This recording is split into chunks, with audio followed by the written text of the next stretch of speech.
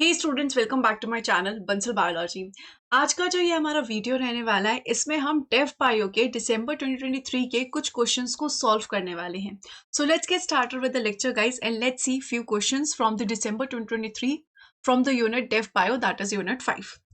सबसे पहला अगर हम क्वेश्चन देखें तो क्वेश्चन यहाँ पर हमें बोल रहा है the meeting of sperm and egg in a dilute concentration is one of the challenges of external fertilization.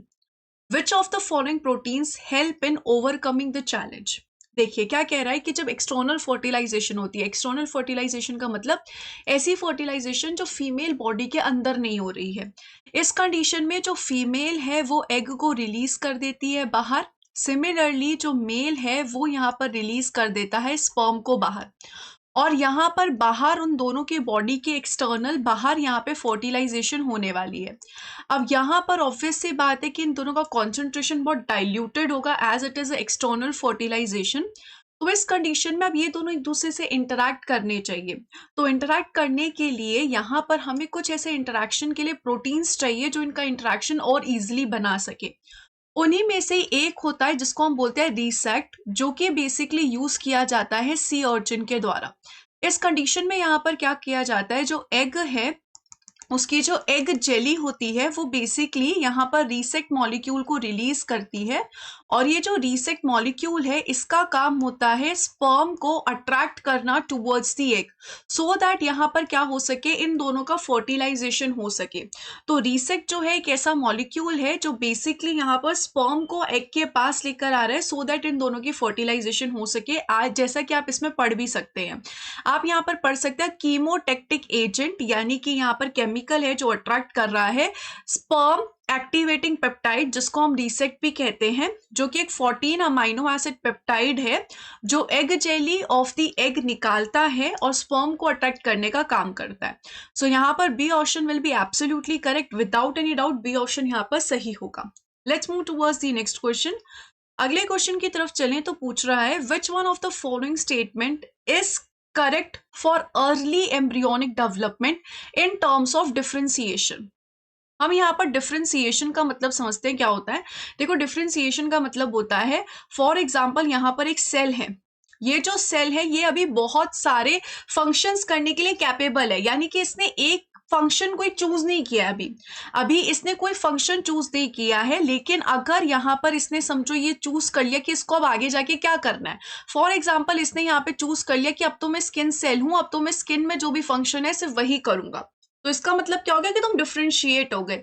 जैसे कि तुम बचपन में थे तो तुम्हें पता नहीं था कि तुम्हें मेडिकल करनी है, आईआईटी करनी है, क्या करना है, पीएचडी करनी है, लेकिन अब इस फेज में आप क्लियर हो कि आपको पीएचडी ही करनी है, तो यू आर डिफरेंशिएटेड नाउ।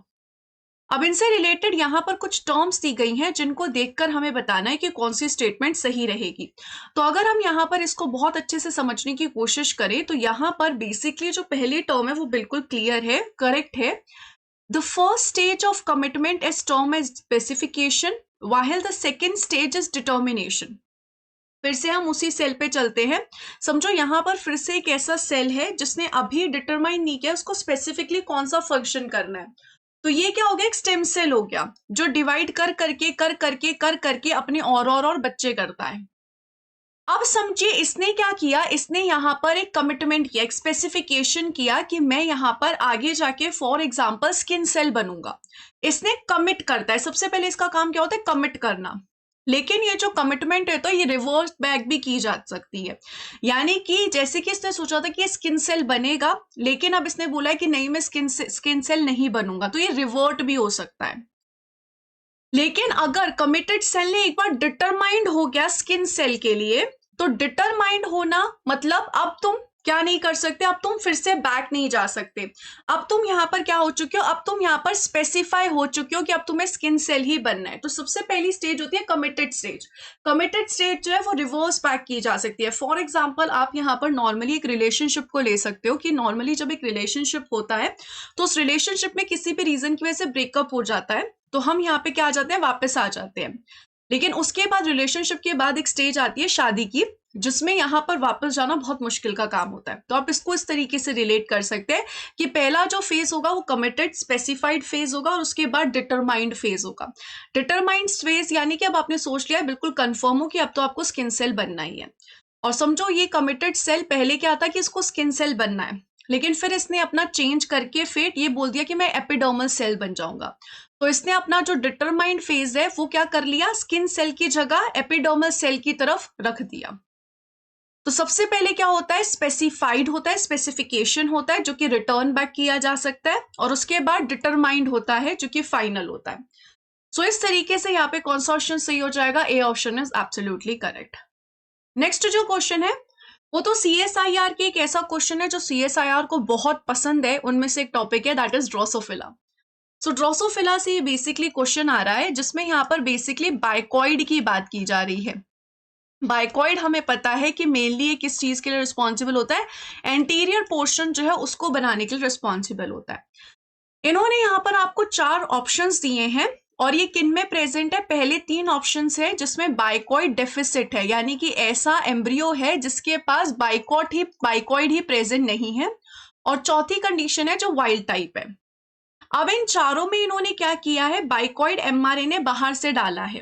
अब इन्होंने पूछा है कि इसकी वजह से क्या रिजल्ट होगा। देखो, बाइकॉइड बेसिकली एंटीरियर हिस्सा बनाता है, यानी कि हेड बनाता है। अब कोई ऐसा एम्ब्रियो था जिसमें बाइकॉइड नहीं था, लेकिन तुमने एंटीरियर हिस्से पे बाइकॉइड डाल दिया, तो डेफिनेटली उस तरफ क्या बनेगा, हेड बनेगा, और उसके अपोजिट साइड डेफिनेटली टेल बनेगा। तो ये ऑप्शन तो करेक्ट हो गया।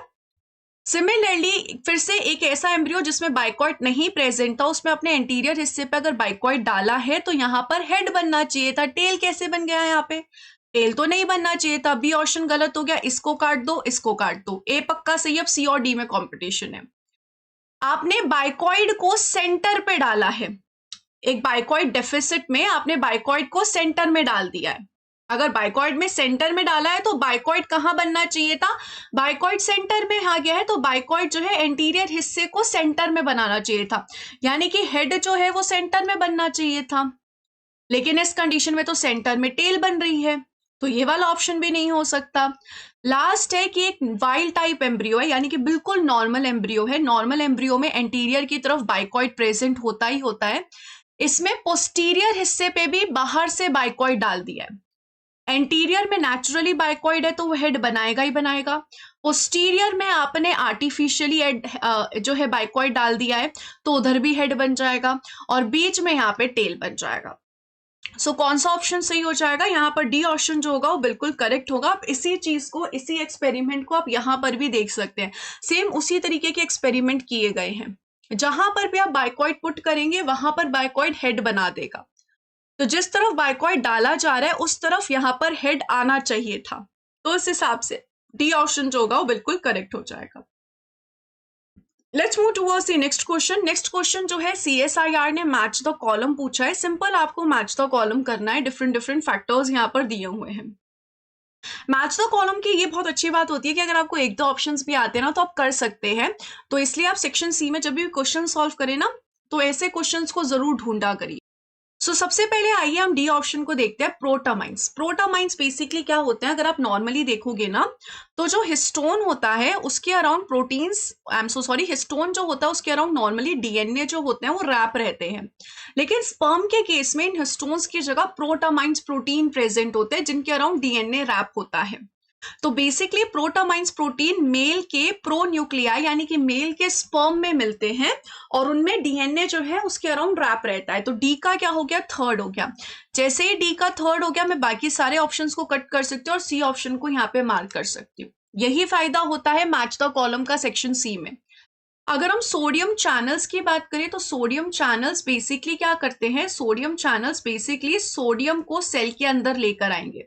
अब सोडियम जब सेल के अंदर आएगा तो सेल का जो पोटेंशियल है वो चेंज होता है। पोटेंशियल चेंज होने की वजह से होगा क्या, स्पर्म नॉर्मली मेम्ब्रेन से इंटरेक्ट करके अंदर आएगा, लेकिन अगर यहाँ पर पोटेंशियल चेंज हो चुका है, मेम्ब्रेन पोटेंशियल चेंज हो चुका है, तो उस कंडीशन में यहाँ पर जो स्पर्म है वो एंट्री नहीं कर पाएगा। जैसे कि आप यहाँ पर मेरे पीछे वाले डायग्राम में देख भी सकते हो कि जब एक स्पर्म एंटर हो जाता है, उसके बाद यहाँ पर जो एग है उसके अंदर क्या आने लग जाता है, एग के अंदर सोडियम आने लग जाता है, जिसकी वजह से एग का मेम्ब्रेन पोटेंशियल पॉजिटिव में चला गया है। क्यों? क्योंकि एग के अंदर सोडियम इतने ज्यादा आ गए हैं कि डेफिनेटली पॉजिटिव में ही जाएगा। तो इस कंडीशन में जो नेक्स्ट स्पर्म है वो एंटर नहीं कर पाएगा, जो नेक्स्ट स्पर्म है वो यहाँ पर आके इंटरैक्ट नहीं कर पाएगा, बिकॉज मेम्ब्रेन पोटेंशियल चेंज हो चुका है। तो सोडियम चैनल्स आपको ब्लॉक करने में मदद करते हैं पॉलीस्पर्मी को। पॉलीस्पर्मी को रोकने में बहुत हेल्प करेंगे, यानी कि एक से ज्यादा स्पर्म को फर्टिलाइज नहीं होने देंगे। नेक्स्ट होता है डिक्टाएट रेस्टिंग स्टेट। ये एक ऐसी स्टेट होती है जो नॉर्मली जब oogenesis चलती है ना, तो फीमेल्स में जब oogenesis चलती है तो उनमें अरेस्ट होता है, यानी कि एक फेज जो है अरेस्ट होता है। कौन सा फेज यहाँ पर बेसिकली अरेस्ट होता है? यहाँ पर बेसिकली अरेस्ट होता है मियोटिक फेज। मियोसिस 1 का जो फेज होता है ना, वो बेसिकली यहाँ पे अरेस्ट हो जाता है। डिप्लोटीन फेज जिसको कहा जाता है प्रोफेज 1 का, वो बेसिकली अरेस्ट हो जाता है। और इस कंडीशन को यहाँ पर ये कहते हैं, तो ये अगर हम यहाँ पर देखें तो इसका क्या करेक्ट आंसर हो जाएगा? इसका अगर हम यहाँ पर देखें तो फर्स्ट ऑप्शन करेक्ट हो जाएगा। और इसमें बेसिकली LH यानी कि लुटेनाइजिंग हार्मोन का नाम क्यों आ रहा है? क्योंकि फीमेल्स में जब ओव्यूलेशन होता है, ओव्यूलेशन का मतलब है कि जब यहाँ पर ओवरी से जो एग है वो रिलीज होता है, उस टाइम पे LH का अमाउंट इंक्रीज होता है। तो जब एक फीमेल जो है वो अपनी प्यूबर्टी में पहुंचेगी, तब उसमें क्या होगा? ओव्यूलेशन होगा और LH सर्ज होगा। उस टाइम पे ये वाली जो स्टेज है, ये जो अरेस्ट है, ये एंड हो जाता है।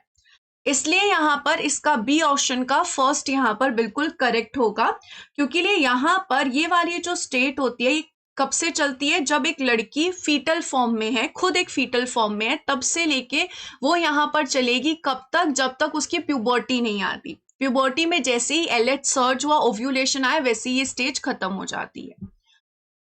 प्रीमोर्डियल जर्म सेल्स बेसिकली क्या होते हैं? ये ऐसे सेल्स होते हैं जिनसे स्पर्म और ओवा बनते हैं। तो फीटस में इनकी सिंथेसिस जो है वो बेसिकली कहाँ से होती है? पोस्टीरियर एपीब्लास्ट से देखी जाती है। तो यहाँ पर क्या है? ये वाला ऑप्शन सही हो जाएगा। तो C option is absolutely correct. अगर हम अगले क्वेश्चन की तरफ चलें तो ये जो नेक्स्ट क्वेश्चन है वो एक्चुअली एक एक्सपेरिमेंटल बेस्ड क्वेश्चन है, यानी कि इस क्वेश्चन में ही कहीं ना कहीं आंसर छुपा हुआ है। अब इस आंसर को ढूंढने की कोशिश हमें करनी पड़ेगी कि कहां पर ये जो स्पेसिफिकली आंसर है वो छुपा हुआ है। आइए हम इस चीज को समझने की कोशिश करते हैं, क्वेश्चन क्या कह रहा है। यहां पर बोला गया है कि आप एक हाइपोथेटिकल एग्जांपल लीजिए। Sequencing of the genome of an organism led to identification of several ORF. One of them was found to code for a protein that showed sequence similar to protein known to have a role in early development. The protein was brainy. तो यहाँ पर बोला जा रहा है कि एक protein है जिसका नाम है ब्रेनी, जो कि बेसिकली अर्ली डेवलपमेंट में चाहिए रहता है। अब कह रहे हैं the result of RNA in situ hybridization in egg and 4 cell embryo is shown below. यहाँ पर आपको ये जो चीज है वो दिखा रखी है। अब क्या बोल रहे हैं? जब हमने फेट मैप किए तो ये पता चला कि जो B4 ब्लास्टोमियर है will give rise to notochord, यानी कि ये वाला जो सेल है ये बेसिकली क्या देगा? नोटोकॉट देगा। और इन्होंने यहाँ पर ये भी मेंशन कर रखा है पोस्टीरियर साइड कौन सी है, एंटीरियर साइड कौन सी है, डोर्सल साइड कौन सी है और वेंट्रल साइड कौन सी है। अब यहाँ पर क्या कह रहा है? डिफरेंट एक्सपेरिमेंट आपने कैरी आउट किए और आप ये पता लगाना चाहते हो that notochord developed autonomously by acquiring and retaining brainy. कह रहा है कि आपको अब ये देखना है कि एक सेल जो है वो यहाँ पर ऑटोनॉमसली बना रहा है। किस चीज को ऑटोनॉमसली बना रहा है? यहाँ पर नोटोकॉड को ऑटोनॉमसली बना रहा है। क्यों? क्योंकि उसके अंदर ब्रेनी है, इसलिए। देखो ऑटोनॉमसली का मतलब क्या होता है? ऑटोनॉमसली का मतलब होता है ऐसे सेल का डेवलप होना जिसके खुद के अंदर कुछ फैक्टर्स प्रेजेंट है और वो फैक्टर्स यहाँ पर उसको मैसेज दे रहे हैं कि तुम्हें आगे जाके इन सेल को बनना है। यानी कि जैसे इस क्वेश्चन में दिया गया है कि इस सेल के अंदर B4 सेल के अंदर ब्रेनी प्रेजेंट है, और ये जो सेल के अंदर फैक्टर है वही इस सेल को मैसेज दे रहा है कि आपको आगे जाके नोटोकॉर्ड बनना है। अब हमें ये चीज जो है प्रूफ करनी है, इस चीज को हमें प्रूफ करना है इन एक्सपेरिमेंट्स के थ्रू। जैसे कि सबसे पहला क्या बोला गया है, micro injection of brainy mRNA in other blastomeres would lead to ectopic development of notochord. कह रहा है कि अगर मैं किसी और सेल में, जैसे कि B1 सेल में या B2 सेल में या B3 सेल में, अगर मैं यहाँ पर ब्रेनी डाल दूं तो वो भी यहाँ पर नोटोकॉर्ड की सिंथेसिस कर देंगे। बिल्कुल सही बात है, क्योंकि अगर ऑटोनॉमसली डेवलपमेंट हो रहा है तो अगर सेल के अंदर ब्रेनी है तो वो डेफिनेटली नोटोकॉर्ड बना देगा, उसमें कोई यहाँ पर शक है नहीं। ए ऑप्शन तो पक्का सही है, और मैं यहाँ पर देख सकती हूँ कि चारों के चारों ऑप्शन में ए दिया ही हुआ है, तो ए ऑप्शन तो पक्का सही है। If the four blastomeres were dissociated and allowed to develop individually, the B4 blastomere would cease to develop. कह रहा है अगर तुम इन चारों सेल्स को अलग कर देते तो B4 ब्लास्टोमियर है वो डेवलप करना ही रोक देगा। क्यों रोक देगा? उसके अंदर तो ब्रेनी मौजूद है, उस सेल के अंदर ये मैसेज दे रहा है ब्रेनी कि तुम नोटोकॉर्ड बनो, तो वो सीज क्यों कर देगा डेवलपमेंट? उसका डेवलपमेंट कंटिन्यू चलेगा, क्योंकि ये ऑटोनॉमस डेवलपमेंट है और ऑटोनॉमस डेवलपमेंट में सेल के अंदर ही साइटोप्लाज्मिक डिटर्मिनेंट्स यानी कि मैसेज होते हैं जो ये बताते हैं कि आपको क्या बनना है। सो बी ऑप्शन तो पक्का गलत है। अब सारा खेल सी का है, क्योंकि मुझे पता चल गया डी तो हो ही नहीं सकता अगर बी नहीं है तो सी को देखते हैं। Treating the four-celled embryo with lithium chloride would lead to the ventralization of the embryo. देखिए, ये एक एक्सपेरिमेंट है जो कि बेसिकली एम्फीबियन के सेल्स में किया जाता है। इसमें हम यहाँ पर ये देखते हैं कि अगर आप किसी भी सेल को लिथियम क्लोराइड से ट्रीट करते हो तो उस कंडीशन में वो सेल वेंट्रल साइड नहीं बना सकता है। उस कंडीशन में वो सेल सिर्फ डॉर्सल साइड बना सकता है, उसमें डॉर्सलाइज्ड एम्ब्रियो बनता है, वेंट्रलाइज्ड नहीं बनता। अगर आपको वेंट्रलाइज्ड बनाना है तो उस कंडीशन में आपको किसी एम्ब्रियो को यूवी रेडिएशन से ट्रीट करना पड़ेगा। अगर आपने यूवी रेडिएशन से ट्रीट किया तो उस कंडीशन में जो एम्ब्रियो है वो वेंट्रलाइज्ड बनता है, लेकिन अगर आपने यहाँ पर लिथियम क्लोराइड से ट्रीट किया तो डॉर्सलाइज्ड बनेगा। तो सी ऑप्शन भी गलत हो गया, ये भी गलत हो गया, तो यहाँ पर ए ऑप्शन बिल्कुल सही बात है। तो यहाँ पर कौन सा ऑप्शन सही हो जाएगा? ए ऑप्शन जो होगा बिल्कुल एब्सोल्युटली करेक्ट हो जाएगा। वैसे तो हमें समझ गया कि डी ऑप्शन इनकरेक्ट है, लेकिन फिर भी इसमें देख लेते हैं explanation. Micro injection morpholynos against brainy mRNA in B3 would convert the fate of B3 to that of B4. कह रहा है कि B3 में अगर आप ब्रेनी mRNA के खिलाफ जो है स्ट्रक्चर्स इंजेक्ट कर दो, यानी कि ब्रेनी mRNA इसमें नहीं है, तो उस कंडीशन में B3 जो है वो B4 में कन्वर्ट हो जाएगा। क्यों भाई, क्यों हो जाएगा B3 B4 में कन्वर्ट? B3 B4 में तब कन्वर्ट होगा जब ब्रेनी प्रेजेंट है, जब ब्रेनी एब्सेंट होगा तो कैसे कन्वर्ट हो जाएगा? नहीं हो सकता तो कन्वर्ट। तो यहाँ पर ये ऑप्शन भी गलत हो गया और A option is absolutely correct. A option यहाँ पर बिल्कुल सही हो जाएगा। So I hope this video was really helpful for all of you guys. Thank you so much for watching this video. इसके अलावा अगर आप मेरे साथ बंसल बायोलॉजी के पर पढ़ना चाहते हैं तो आप हमारी ऐप डाउनलोड कर सकते हो या फिर विजिट कर सकते हो www.bansalbiology.com पे। Wish you all the very best guys, take care, bye bye.